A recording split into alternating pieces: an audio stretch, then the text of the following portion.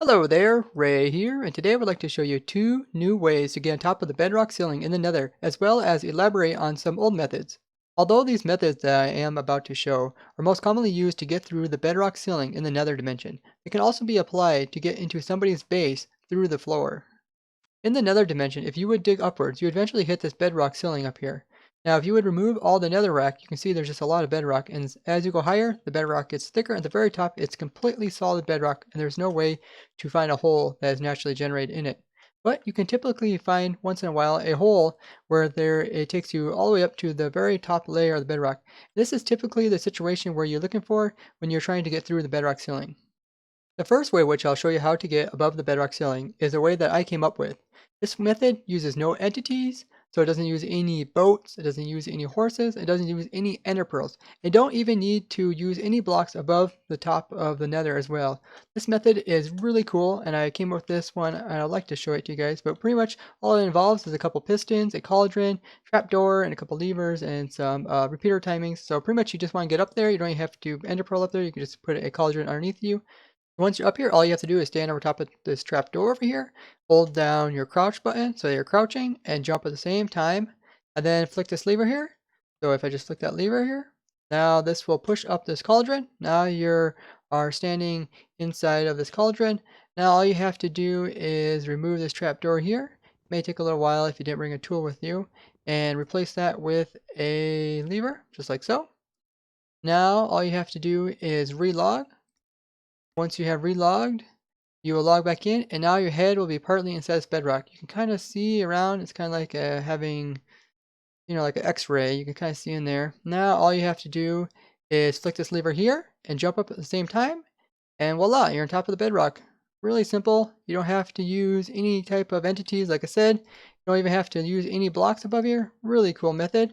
So you may have figured out how this works. It's actually a really cool method. And the way that it works is because when you're in crouching, so let's go into my character and look at him. So when you're crouching, your hitbox gets smaller. So you can see my hitbox got smaller there. That's that white line around me. Got smaller. So if you would press your character right up against the bedrock, and then I press crouch, I can be able to get even closer to the bedrock.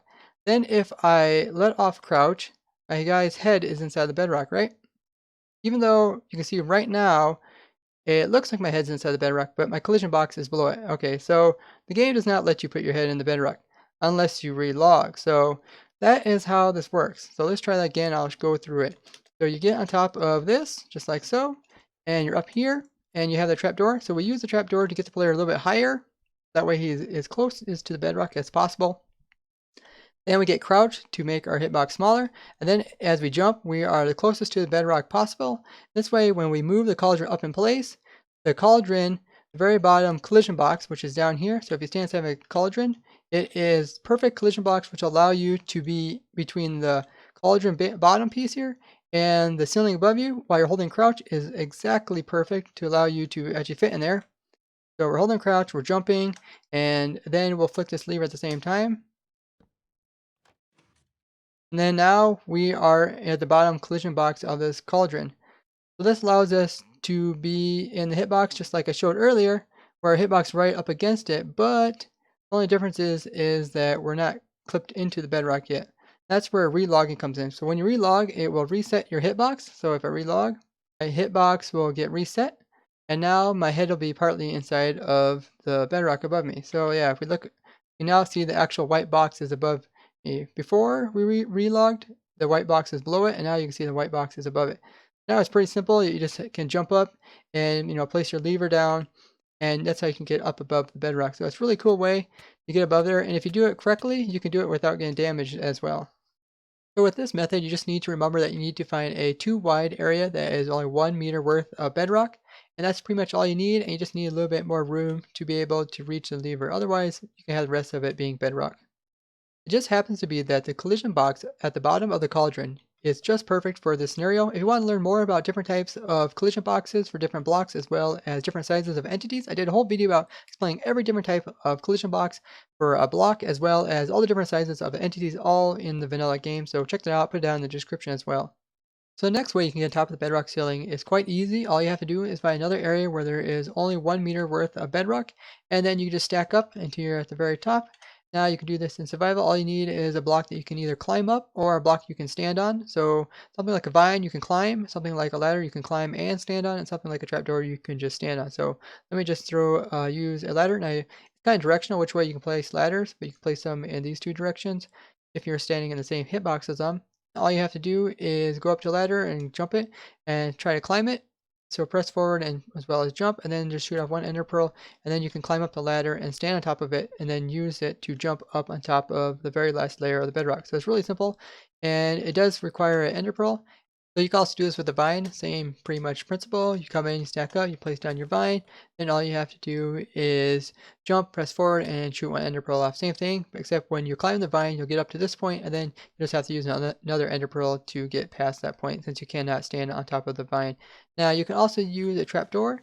It uses a very similar method, except instead of coming along and trying to climb it, you're actually just standing on it. So the trapdoor will be placed in first, then you can come in and stack in afterwards.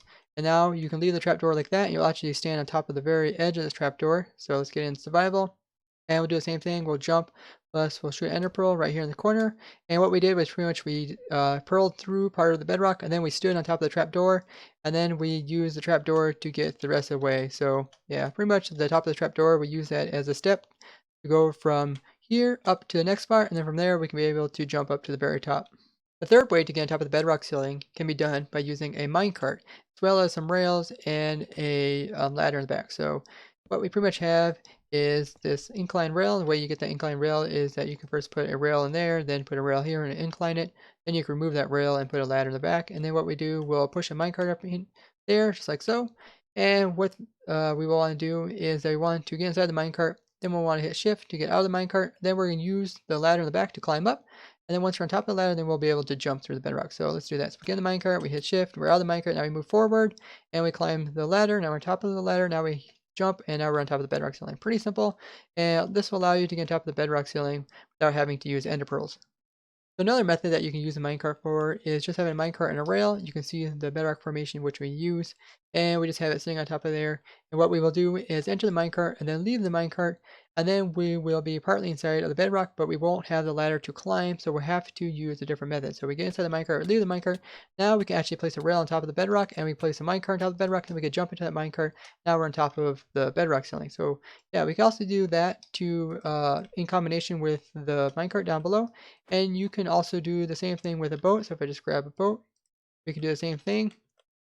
We can get inside the minecart and we can use a boat for a transitioning between the bottom and the top. So that's pretty simple. This does mean that you have to be able to place blocks as well as or entities on the top of the bedrock ceiling. Another way which is similar to that method over there is just using ender pearls to transition between the minecart and the top. So again, instead of the minecart, then you can just use ender pearls to pearl to the very top of it, and that's pretty simple as well. So a slightly different way that which you can perform this is by using a boat. So a boat takes a little bit more room up to be able to be placed in there, but you can actually do something a little bit cooler with the boat. So once you get in the boat and you leave the boat actually has a collision box which you can actually stand on it. So you be quite high inside the bedrock. So let's get in the boat, leave the boat. Now you can see we're on top of the bedrock and we're not taking any damage or anything. It's a really easy way to get on top of bedrock without taking damage. But this also means that you can use the previous methods like using a minecart or a boat or even ender pearls to get through the transitioning from where I'm at now to the very top. But you can also use damage. So if you damage yourself, you're actually capable of jumping up a half meter higher. And since we're already on top of a boat, which is half a meter high, we can put down some fire and that will damage us, allow us to get on top of the bedrock ceiling. Now you can use any type of damaging method you want to. You can use like a damage potion or even use like a mob such as like endermite could come in here and damage you. Any type of damage will allow you to get the rest of the way on top of the bedrock. Similar to boats and minecarts are other rideable things in the game, so such as horses you can ride as well as pigs with saddle. And we can do similar things. So something like a horse you can get on top of, but then you will need a ender pearl to get the rest of the way, or like a minecart or a boat. So we get in there, we see we're suffocating. But if we shift and we also throw ender pearl right as we're falling down through the bedrock, we can have our ender pearl land on top of the bedrock, and this will allow us to get on top.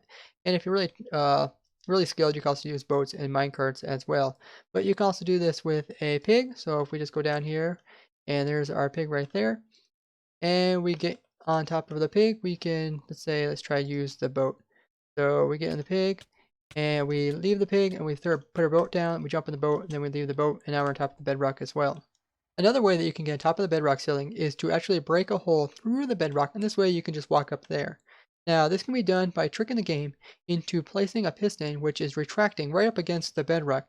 Now, Myron Irio did a great job at showing how this can be done. I will link that down in the description, so I won't go into much detail how this is done, but pretty much there is a piston which is similar to this one, which has bedrock above it, and when it's retracting, it will destroy the bedrock above it. So if I remove that piston, you can see that it has also replaced this bedrock here with the piston head, which was retracting, and then the head retracted, and then there was just left a hole here, and there you can just walk right through and get on top of the bedrock.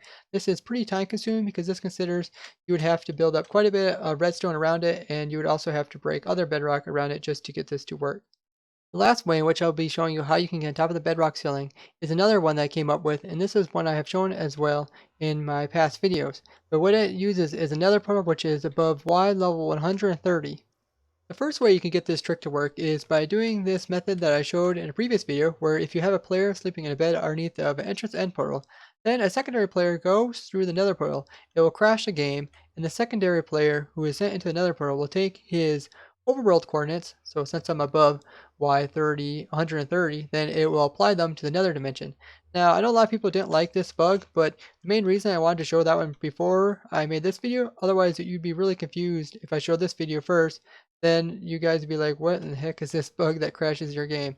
So that's the main reason I wanted to use it. Crashing a game is just a byproduct of this, but it really works nicely. So if I get into survival and hop into this portal, as soon as I teleport in this portal, the game will crash.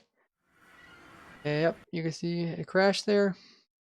Now I'll just have to reboot it. Then when you log back in, you are placed up above the nether. So if you look at my coordinates, it's very similar to what it was in the overworld, but except I'm placed in the nether. And this glitch was actually removed from the game in 1.12.2, but in prior versions it still works. So I'll also show you a second way that you can do this, and this will work in the current version. So what you would do is you come in survival and you hop in the portal, and as soon as you get teleported over to the other side, you press Alt and F4. So right now you press Alt and F4, now crash your game. So when you log back in, you'll just fall down a little ways, and yep, you can see I'm placed on top of the nether bedrock ceiling. Pretty simple. And what it does is it just tricks the game into thinking that your coordinates from the overworld should be applied into the nether dimension, and that's why my coordinates are exactly the same as where I was before, except I was a little bit higher in the air, and that's why I just fell down a little bit. So there you have it, guys. 5 distinct ways to get on top of the bedrock ceiling. So if you found this interesting, show me the like. If you'd like to see more cool tricks like this, subscribe, and don't forget to comment. Bye bye!